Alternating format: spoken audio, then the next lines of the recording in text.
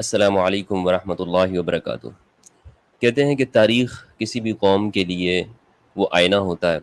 وہ ماضی میں جا کر وہ اپنا مستقبل دیکھتے ہیں، اپنے لیے مستقبل کی راہوں کا تعین کرتے ہیں۔ میں نے بھی تاریخ کا مطالعہ کیا ہے، اور جہاں تک مسلمانوں کی تاریخ ہے تو اس حوالے سے، چونکہ جب ایک شخص اسلام کا مطالعہ کرتا ہے تو ساتھ ساتھ میں اس کے لیے ضروری ہے کہ وہ تاریخ کا مطالعہ بھی کرے، اور اسلامک اسٹڈیز کا جو بھی اسٹوڈنٹ ہوتا ہے وہ تاریخ کا ضرور مطالعہ کرتا ہے۔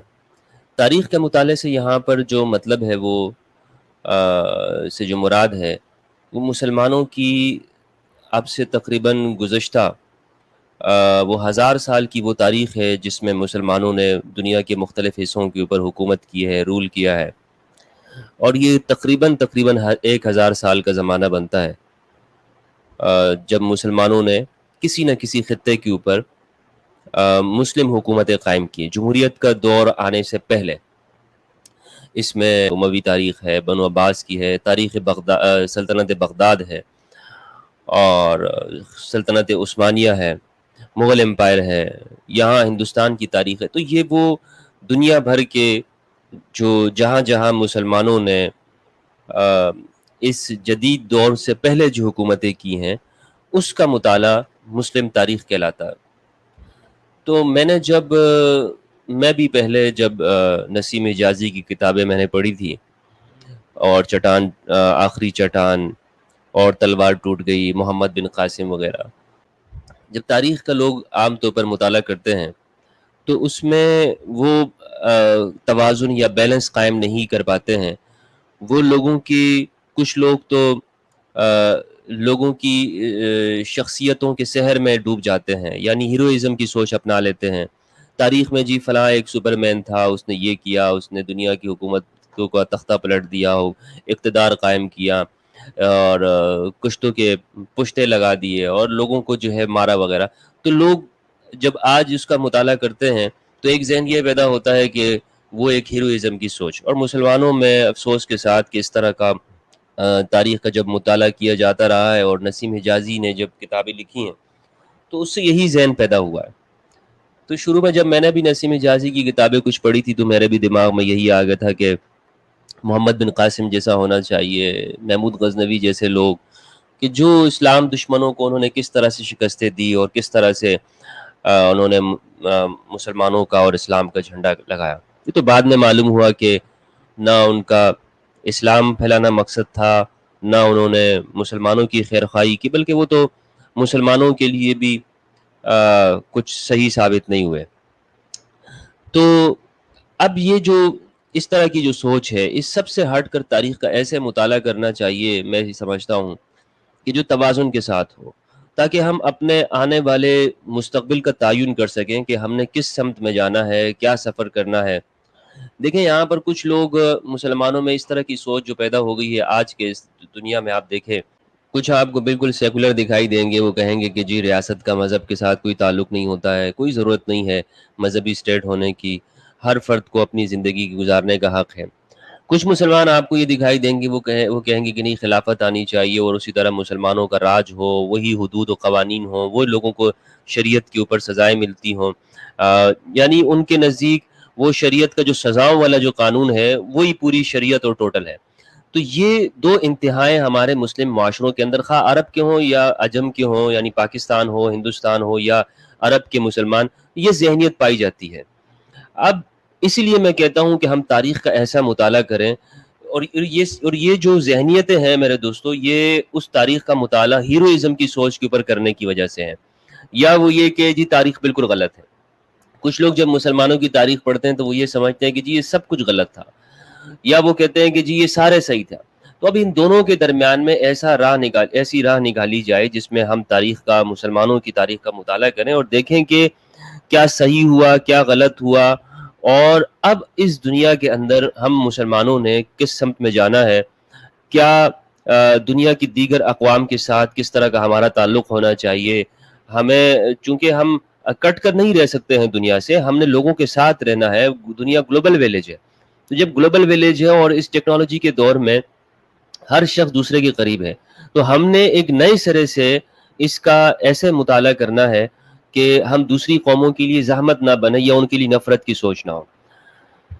تو میں نے جب تاریخ کا مطالعہ کیا اور نسیم حجازی والی کتابوں کی سوچ سے میں باہر نکلا. یعنی آپ یہ دیکھیں کہ مجھے یہ معلوم ہوا کہ جہاں پر ان مسلمانوں کی تاریخ کے اندر اچھائیاں بھی تھی تو اکثریت ان میں ایسی بھی تھی کہ جو جسے ہم سیاہ دور کہہ سکتے ہیں. مثلا یہ دیکھیں کہ تاریخ کے اسی دور میں ہی اہل البیت علیہ السلام کو شہید کیا گیا. نبی صلی اللہ علیہ وآلہ وسلم کے خاندان کو، امام حسین کو کس طرح مظلومانہ اور بے دردی کے ساتھ مسلم دور حکومت میں شہید کیا. اور ابھی اتنا وقت نہیں گزرا تھا پیغمبر اسلام صلی اللہ علیہ وآلہ وسلم کو رخصت ہوئے، یعنی 60 سال گزرے تھے. اور یہ کوئی اتنا بڑا نصف صدی، یعنی ابھی پوری صدی بھی نہیں ہوئی تھی کہ ایک قوم جو ہے وہ بدلتے بدلتے اس کو صدیاں لگ جاتی ہیں، لیکن ابھی وہ 50 سال یعنی ہی گزرے تھے، آدھی صدی گزری تھی کہ اتنا بڑا واقعہ ہو گیا کہ اس میں مسلمانوں نے خود اپنے نبی کی اولاد کو اس طرح مظلومی اور بے دردی کے ساتھ شہید کیا. یہ تاریخ کا ایک سیاہ باب ہے ہم مسلمانوں کا، اور یہ ہمیشہ مسلمانوں کا پیچھا کرتے رہیں گی یہ ساری چیزیں. تو یہ ساری چیزیں مسلمانوں کی اس تاریخ کے اندر ہے، تو ہم انہیں شاندار دور کیسے کہہ سکتے ہیں؟ ہم کیسے یہ کہہ سکتے ہیں کہ نہیں اس زمانے کے اندر یا مسلمانوں کی تاریخ میں وہ ہر دور میں بہتر ہی رہا ہے اور مسلمانوں نے دنیا کو جو ہے وہ ترقیاں ہی دی ہیں.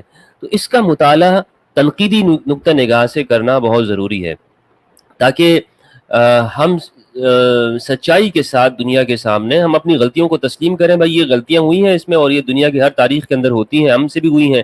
یہ نہیں کہ ہم ڈٹائی کے ساتھ کھڑے رہیں کہ جی نہیں بھائی اگر غیر مسلم ہماری تاریخ کے اوپر سوال کرتا ہے تو ہم آگے سے کہیں نہیں بھائی تمہاری تاریخ میں بھی تو یہ ہوا ہے، تمہارے لوگوں نے بھی تو یہ کیا ہے. اگر مثلا ایک ایتھیسٹ مسلمانوں کے اوپر سوال یہ کرتا ہے کہ جی تمہاری تاریخ کے اندر مسلمانوں نے یہ قتل و غارت کی، محمود غزنوی نے یہاں پر آ کر لاکھوں لوگوں کو قتل کیا. ابھی میرے سامنے تاریخ فرشتہ ہے، تاریخ فرشتہ میں آپ محمود سبکتگین کے واقعات پڑھ لیں، محمود غزنوی کے پڑھ لیں کہ اس نے یہاں ہندوستان میں آ کے کیا کیا، ان مندروں کو کس طرح سے توڑا، یہاں پر لاکھوں لوگوں کو یہاں سے غلام اور باندی بنا کر غزنی افغانستان لے گیا تھا.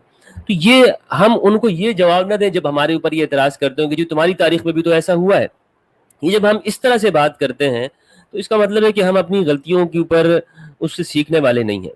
اب آپ یہ دیکھ لیں کہ حجاج بن یوسف مسلمانوں کے اندر تاریخ کے اندر ایک بڑا نام ہے، اس کا بھتیجا ہے محمد بن قاسم. ہم کہتے ہیں ہم اسے اپنا ہیرو مانتے ہیں. محمد بن قاسم نے آ کر یہاں پر اسلام پھیلایا، سندھ کو فتح کیا اور یہ وغیرہ وغیرہ، یہاں پر ہندوؤں کا حکومت کو ختم کیا.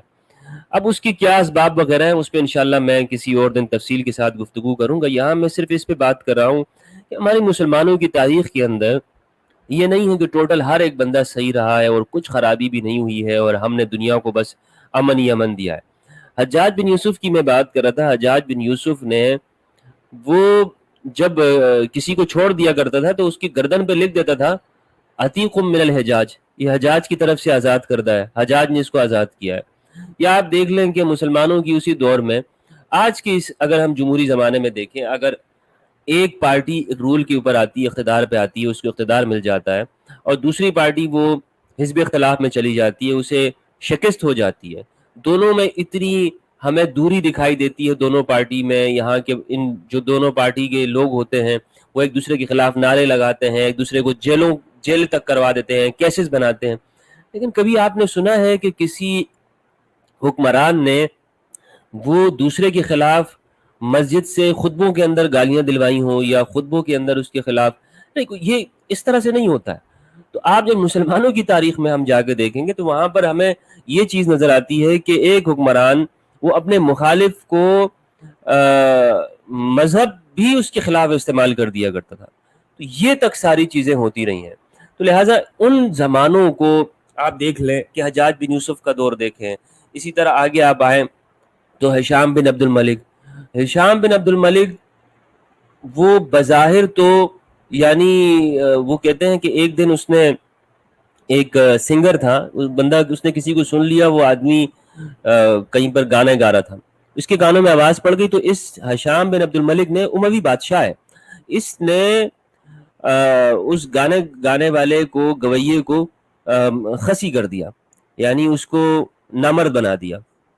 تو ایک طرف تو لگتا ہے کہ بھائی یہ شریعت پہ بڑا چلنے والا ہے، لیکن یہی بندہ کیا کرتا ہے کہ وہ اپنے مخالف کو، جو اس کے خلاف نکلا ہے، جس نے اس کی حکومت کو چیلنج کیا ہے، اس کے ساتھ اس کو قتل بھی کرا دیتا ہے، سولی پہ بھی لٹکا دیتا ہے، پھر جب لوگ اس کو دفن کر دیتے ہیں تو اس کی قبر سے بھی نکالا جاتا ہے، اس قبر سے بھی اس شخص کو نکال کر چوک چوراہوں پہ لٹکا دیا جاتا ہے۔ میں بات کر رہا ہوں جناب امام زید علیہ السلام کی۔ تو بڑی بڑی ہستیوں کے ساتھ، بڑے بڑے اشخاص کے ساتھ تاریخ کے اندر، مسلم دور حکمرانی کے اندر یہ سب کچھ ہوتا رہا ہے۔ تو یہ اس میں بہت ساری، آپ یہ دیکھیں میرے سامنے تاریخی فرشتہ ہے، میں جب یہ پڑھتا ہوں تو سوائے مار کاٹ کے اور کچھ نہیں لگتا۔ یعنی اسلام نے تو یہ نہیں کہا تھا کہ آپ اپنی ریاست سے نکل کر دوسرے ممالک کے اوپر آپ چڑھائی کر دیں، وہاں دوسرے ممالک میں جا کر قتل و غارت کریں، ان کو قیدی بنائیں، ان کی عورتوں کو آپ باندیاں بنا لیں۔ یہ تو اسلام کی تعلیمات نہیں تھی۔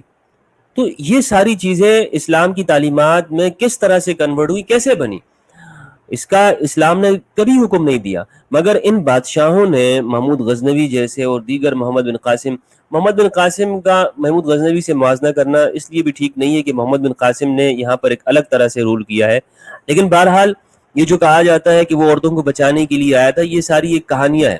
وہ عورتوں کو بچانے کے لیے کس طور پہ آ سکتا ہے کہ خود اپنے ہی ملک میں خواتین کے ساتھ کیا ان لوگوں نے کیا نہیں کیا۔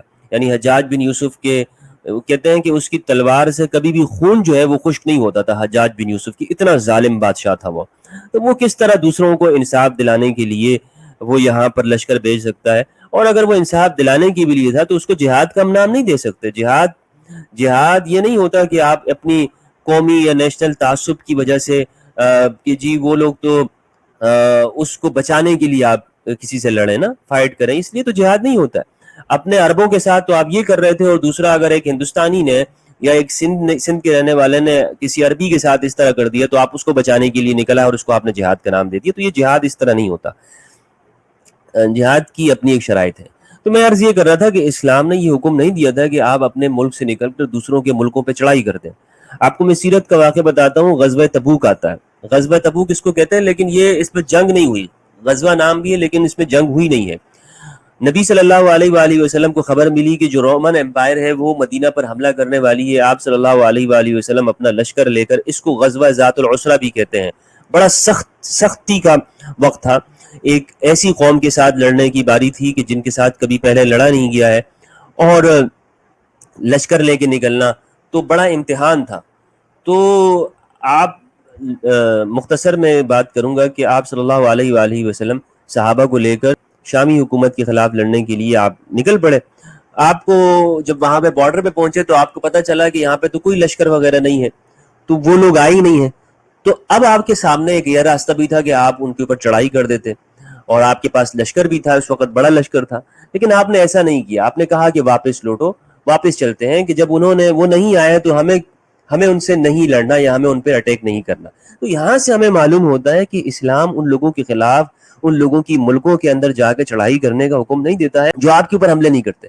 اب مجھے بتائیے کہ محمد بن قاسم کے جو سارا واقعہ ہے، اس میں جو 10,000 کا لشکر لے کے آیا، اگر وہ کیا بات چیت کے ذریعے یہ سارے مسائل نہیں حل ہو سکتے تھے؟ کہ اگر وہ کہتے ہیں کہ یہاں پر خواتین کو قیدی بنا لیا گیا تھا، کوئی اور راستہ اس کا بھی اپنایا جا سکتا تھا، انہی لوگوں کو، مخصوص لوگوں کو، ان ڈاکوؤں کو ان کی سرجیکل اسٹرائک کی جا سکتی تھی، دوسرے طریقے اپنائے جا سکتے تھے۔ لیکن یہاں پر آ کر جو جس طرح سے ایک پھر وہ پورے کے پورے ملک فتح کر لیے، اور اس کو پھر دوسرے لوگوں کو مذہبی آزادی ان سے چھین لی گئی۔ محمود غزنوی کا دیکھ لیں، محمود غزنوی، اور پھر محمود غزنوی کا بھی اگر آپ تاریخ پڑھیں گے تو آپ کو معلوم ہوگا کہ اس کی حکومت غوریوں نے ختم کی ہے، اور غوری جو تھے ان کے اور غزنویوں کی آپس میں لڑائی رہتی تھی۔ تو غوریوں کو ہمارے ہاں بڑا ایک سپوت کہا جاتا ہے، لیکن غوریوں کو اور غزنوی کو اگر دونوں کو آپ کمپیریزن کریں تو غوری نے یہاں پر آ کر اگر پرتھوی راج کے ساتھ لڑائی کی ہے تو اس کی لڑائی میں اور محمود غزنوی کی لڑائی میں بڑا فرق یہ تھا کہ غوری راجاؤں کے ساتھ لڑتا تھا، عام لوگوں کے ساتھ نہیں لڑتا تھا۔ محمود غزنوی نے تو یعنی بہت اندر تک چلا گیا اور عام لوگوں کو ہی ایک خوف اور رعب ڈالنے کے لیے، جس طرح ہر بادشاہوں کا یہ طریقہ رہتا ہے کہ عوام کو کچل کے رکھ دیا جائے لوگوں کو، تاکہ وہ اس کی تلوار کے سامنے بے بس ہو جائے. تو اس لیے غزنوی اور غوری دونوں کے درمیان میں زمین اور آسمان کا فرق ہے. لیکن بہرحال یہ جو مسلم دور حکمرانی ہے، اگر آپ ان سب پوری تاریخ کا مطالعہ کریں گے تو آپ کو لگے گا کہ یہ آپس میں ہی لڑتے رہے ہیں. دوسرا، اگر بادشاہ نے کوئی مذہب اپنا لیا تو اس نے دوسرے مخالف لوگوں کے اوپر بڑا ظلم کیا ہے، بڑا ظلم و تشدد کیا ہے اس نے. اگر مامون عباسی نے اعتزال معتزلہ ایک فرقہ ہے وہ اپنا لیا تو اس نے اہل الحدیث کے اوپر ظلم کرنا شروع کر دیا. آگے پھر متوکل عباسی آیا، اس نے اگر اہل حدیث بن گیا تو اس نے پھر معتزلہ کے اوپر ظلم و ستم کرنا شروع کر دیے. اگر کوئی اس میں، اور پھر شیعہ کے اوپر سختیاں اس نے کی. تو یہ طریقہ رہا ہے مسلمانوں کی تاریخ کے اندر. آپ یہ دیکھیں کہ چنگیز خان جس نے مسلمانوں کی بغداد کی حکومت ختم کی، بعد میں جب اس کی حکومت صحیح استحکام پکڑتی ہے تو اس کے دور میں چرچ بھی کھل جاتے ہیں، مسلمانوں کی مسجدیں بھی، شیعہ سنی سارے طریقے کے ساتھ رہتے ہیں، کوئی لڑائی جھگڑے نہیں ہوتے. جبکہ اس سے پہلے کی حکومتوں کے اندر شیعہ سنی آپس میں لڑ رہے ہوتے ہیں، مسلمان آپس میں گتم گتا دکھائی دیتے ہیں. تو مطلب یہ ہے، کہنے کا مقصد یہ ہے کہ مسلمانوں سے جیسا کہ ابن خلدون نے لکھا ہے کہ عرب جہاں بھی جاتے ہیں تو ان کی طبیعت کے اندر وحشت ہے، اور وہ ہر نئی چیز کو پسند نہیں کرتے ہیں اور وہ ان کو تباہ و برباد کر دیتے ہیں. تو ہمارے مسلمانوں کے اندر افسوس کے ساتھ اپنے وقت کے، یعنی جو ہماری تاریخ ہے اس میں ہمیں یہ نظر آتا ہے کہ ہم نے ہمیشہ سے یہی سمجھا ہے کہ تلوار کے زور پر ہم دنیا کے فتح کر لیں گے یا حکومتیں قائم کریں گے، اقتدار قائم کریں گے. تو حالانکہ اسلام نے ہمیں جو دعوت کا اور پیغام پہنچانے کا جو طریقہ بتایا تھا وہ یہ کہ پیسفل انداز میں اپنا میسج دنیا کی قوموں کے سامنے رکھیں، اور یہ ہرگز نہیں ہے کہ جی ہم نے ہی ہمیشہ پاور میں رہنا ہے. یہ بدقسمتی سے جب یہاں پر انگریز نے مسلمانوں سے اقتدار چھینا تو یہاں کے جو مذہبی لیڈر تھے انہوں نے اس کو اپنی انا کا مسئلہ بنا لیا کہ اب تو ہمارے سے یہ اقتدار گیا ہے، اب تو ہم نے واپس اس کو لینا ہی ہے. تو وہی وہ تحریکیں چل رہی ہیں، اور وہی اس بات کی تحریکات ہیں، موومنٹ ہے کہ کسی نہ طرح سے دوبارہ سے مغل امپائر واپس آ جائے یا وہ سلطنت عثمانیہ واپس آ جائے اور ہم دنیا میں وہی اسلام کا جھنڈا لے رہا ہے. تو میں جب تاریخ کا مطالعہ کرتا ہوں تو پہلے بھی میں یہی سوچتا تھا، لیکن اب جب میں تاریخ کو یہ ساری چیزیں میں دیکھنے لگا کہ خود مسلمانوں نے ہی مسلمانوں سے ہجرت کی ہے. اہل بیت علیہ السلام آپ دیکھ لیں کہ وہ عرب سے نکل کر یہاں ہندوستان میں آئے، ان کا وہاں عرب میں جینا مشکل کر دیا تھا ان کے مخالفین نے، بنو عباس نے، بنو امیہ نے، ظالم حکمرانوں نے. تو یہاں پر رہنے والے غیر مسلموں نے انہیں پناہ دی، اپنایا. لیکن پھر ان کے ساتھ کیا کیا گیا؟ وہاں سے لشکر بھیجے گئے اور پورے کے پورے یہ علاقے واپس لے لی، یعنی ان پر قبضہ کر لیا گیا، اور ہم یہ سمجھتے ہیں کہ وہ یہاں شاید جہاد کرنے آئے تھے. تو مسلم جو ہسٹری ہے اس میں ایسا نہیں ہے کہ ہر چیز غلط ہے، اور ایسا بھی نہیں ہے کہ سب کا سب بالکل 100% صحیح ہے اور اس میں کوئی ظلم نہیں ہوا ہے مسلمانوں کی طرف سے. کوئی ایسا کچھ نہیں ہوا کہ جس کو ہم یہ کہہ سکیں کہ جناب ایسا کوئی واقعہ رونمائی نہ ہوا ہے جس کو ظلم کہا جا سکے. ہاں، اچھائی بھی ہوئی ہے اور غلطیاں بھی ہوئی ہیں. اب تاریخ کے اندر ہم نے ان غلطیوں کو دیکھ کر آنے والے مستقبل کے لیے ہم نے اپنا سدھارنا ہے، سنوارنا ہے. پوری مسلم ہمارے ہاں جو جذباتی لیڈر ہیں نا وہ مسلمانوں کے اندر وہ بڑا مسئلہ وہ یہ کرتے ہیں کہ جی نہیں دیکھیں مسلمانوں کو ہمیشہ دوسری اقوام کے اوپر سپر پاور رہنا چاہیے، اور جی ایک گویا کہ محمد بن قاسم وہ کوئی سپر مین تھا اور اس نے یا آئرن مین تھا، اس نے یہ کر دیا وہ کر دیا. 18 سال کے اندر یوں تلوار اٹھا لیا کرتا تھا 20-25 کلو کی تلوار، اور وہ جیسے مطلب یہ جو سوچ ہے ہمارے ہاں اس نے نوجوانوں کو بڑا جذباتی کیا ہوا ہے. اور اسی جذباتی پن کی وجہ سے ہمارے معاشرے کے اندر ایکسٹریمزم، انتہا پسندی، دوسروں کو نہ سننا، دوسرے مذاہب والوں کو نیچا سمجھنا، اور ان کی مقدسات کی یا اس کو کچھ بھی نہ سمجھنا. تو یہ ساری چیزیں دراصل جڑی ہوئی ہیں تاریخ کے مطالعہ کرنے سے، اور یہ بہت ضروری ہے کہ ہم تاریخ کو نئے سرے سے ایک معتدل راستے کے ساتھ ہم اس کا مطالعہ کرتے رہیں. بہت بہت شکریہ. اس حوالے سے کوئی سوال ہو تو سوال ضرور کیجیے گا. اجازت چاہتا ہوں. السلام علیکم ورحمۃ اللہ وبرکاتہ.